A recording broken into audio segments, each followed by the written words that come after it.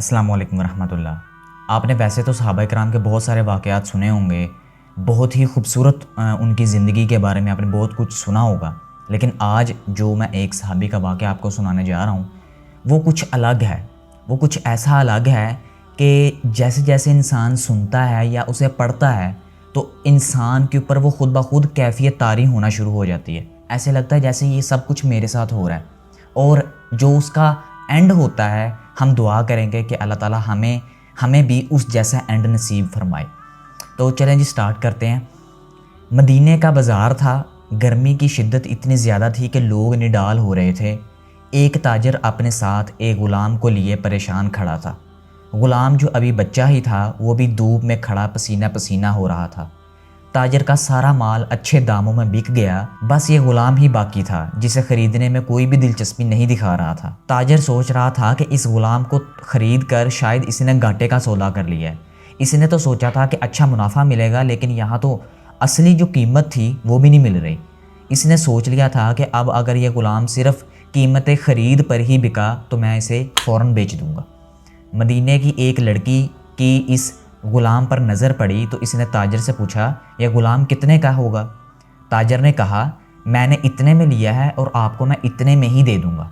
اس لڑکی نے غلام پر ترس کھاتے ہوئے اسے خرید لیا۔ تاجر نے خدا کا شکر ادا کیا اور واپسی کی راہ لے لی۔ مکہ سے ابو حذیفہ مدینے آئے تو انہیں بھی اس لڑکی کا قصہ معلوم ہوا کہ لڑکی کی رحم دلی سے متاثر ہو کر انہوں نے اس کے لیے نکاح کا پیغام بھیجا جو کہ قبول کر لیا گیا۔ اور یہاں پر چھوٹی سی بات ایڈ میں کرتا چلوں کہ آج کے معاشرے کے اندر ایک لڑکا اگر کسی لڑکی کے گھر نکاح کا پیغام بھیجے گا تو وہ اس دنیا کا ذلیل ترین اور بغیرت ترین انسان ہوگا۔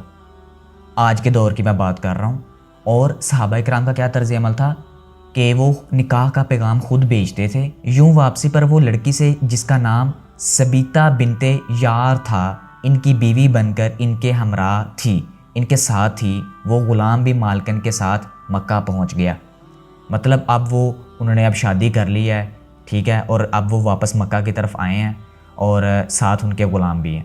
ابو حذیفہ مکہ آ کر اپنے پرانے دوست عثمان بن عفان رضی اللہ تعالی عنہ سے ملے تو انہیں کچھ بدلا ہوا پایا اور ان کے رویے میں سرد مہری محسوس کی، مطلب ان کا جو رویہ تھا ذرا بہتر محسوس کیا، اچھا محسوس کیا۔ انہوں نے اپنے دوست سے پوچھا کہ عثمان، یہ جو آپ کا رویہ ہے یہ اس قدر بدلا بدلا سا کیوں لگ رہا ہے؟ تو عثمان بن عفان رضی اللہ تعالیٰ عنہ نے جواب دیا کہ میں نے اسلام قبول کر لیا ہے، تم ابھی تک مسلمان نہیں ہوئے تو اب ہماری دوستی کیسے چل سکتی ہے؟ ابو حذیفہ نے کہا، پھر مجھے بھی محمد صلی اللہ علیہ وآلہ وسلم کے پاس لے چلو اور اس اسلام میں داخل کر دو جسے تم قبول کر چکے ہو۔ چنانچہ حضرت عثمان رضی اللہ تعالیٰ عنہ انہیں نبی کریم صلی اللہ علیہ وآلہ وسلم کی خدمت میں لے کر گئے اور وہ کلمہ پڑھ کر دائرہ اسلام میں داخل ہو گئے۔ گھر آ کر انہوں نے اپنی بیوی اور غلام کو اپنے مسلمان ہونے کا بتایا تو ان دونوں نے بھی کلمہ پڑھ لیا۔ حضرت ابو حذیفہ رضی اللہ تعالیٰ عنہ نے اس غلام سے کہا کہ چونکہ اب تم بھی مسلمان ہو گئے ہو اس لیے میں اب تمہیں غلام نہیں رکھ سکتا، میری طرف سے اب تم آزاد ہو۔ غلام نے کہا، آقا میں کہاں جاؤں گا، میں کیا کروں گا، میرے آپ کے علاوہ، آپ دونوں کے علاوہ تو میرا اس دنیا میں کوئی بھی نہیں ہے، آپ نے مجھے آزاد کر دیا تو میں کہاں جاؤں گا؟ حضرت ابو حذیفہ رضی اللہ تعالیٰ عنہ نے اس غلام کو اپنا بیٹا بنا لیا اور اپنے پاس ہی رکھ لیا۔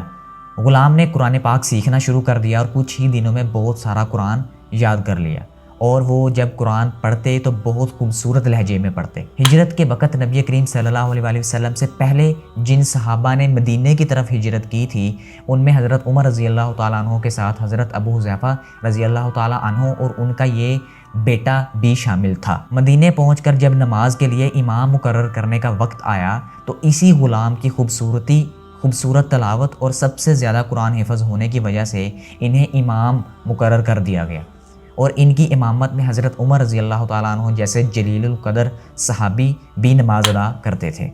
مدینے کے یہودیوں نے جب انہیں امامت کرواتے دیکھا تو حیران ہو گئے، یہ وہی غلام ہے جسے کوئی خریدنے کے لیے تیار نہیں تھا، آج دیکھو کتنی عزت ملی ہے، مسلمانوں کا امام بنا ہوا ہے۔ اللہ پاک نے ان کو قرآن کا ایک ایسا ہنر عطا فرما دیا تھا کہ جب یہ قرآن پاک کی تلاوت کرتے تھے، یہی جو بیٹے ہیں حضرت ابو حذیفہ رضی اللہ تعالیٰ عنہ کے، تو لوگوں پر ایک عجیب سی کیفیت طاری ہو جاتی تھی۔ وہ جب قرآن پاک ان کا سنتے تھے تو وہ ان کا دل کرتا تھا بس سنتے ہی جائیں، اتنا خوبصورت قرآن پاک کی تلاوت کیا کرتے تھے۔ ایک دفعہ ام المومنین حضرت عائشہ رضی اللہ تعالی عنہ کو رسول اللہ صلی اللہ علیہ وسلم کے پاس حاضر ہونے میں دیر ہوئی، تو آپ صلی اللہ علیہ وسلم نے توقف کی وجہ پوچھی، دیر ہونے کی وجہ پوچھی، تو انہوں نے آگے سے وجہ بتائی کہ ایک قاری تلاوت کر رہا تھا تو اس کے سننے میں دیر ہو گئی، اور خوش الخانی کی اس قدر تعریف کی حضرت عائشہ رضی اللہ تعالیٰ عنہ نے کہ آپ صلی اللہ علیہ وسلم خود چادر سنبھالتے ہوئے باہر تشریف لے گئے اور دیکھا کہ وہ بیٹھے ہوئے تلاوت کر رہے ہیں۔ آپ صلی اللہ علیہ وسلم نے خوش ہو کر فرمایا